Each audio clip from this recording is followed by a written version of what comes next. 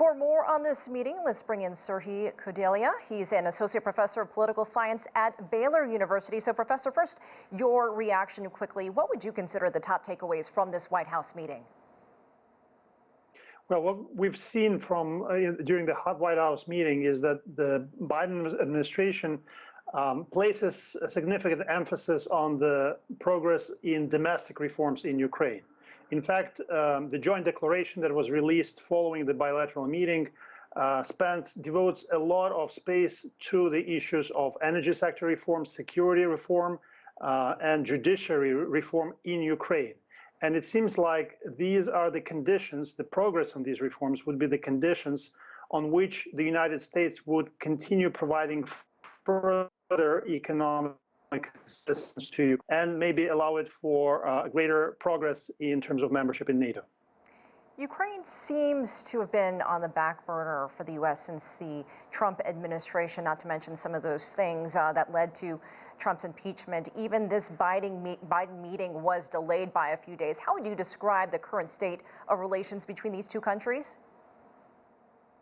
I agree that the relationship has not been very dynamic, and in fact, over the last 8 months, we've seen repeated efforts by the Zelensky administration to schedule a meeting with President Biden earlier.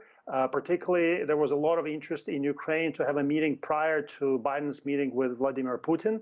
That did not happen.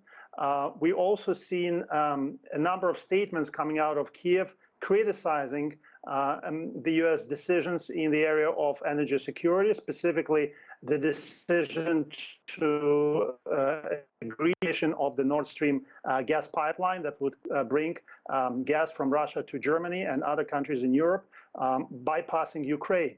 That would cost Ukraine, may potentially cost Ukraine about $1 billion in deliveries that it now charges Russia for the delivery of Russian gas through Ukrainian territory. Zelensky called it a defeat for the United States. He also asked in clear terms for a more clear time frame for the ascension to NATO. And as a result, we've seen the relationship has become more sour, I would say. Ukraine still views the United States as the key strategic partner. There is no more important country in the world than the United States in terms of Ukraine's security needs and economic needs. But still, there is still not much clarity as far as administration will provide the needed security assistance to Ukraine.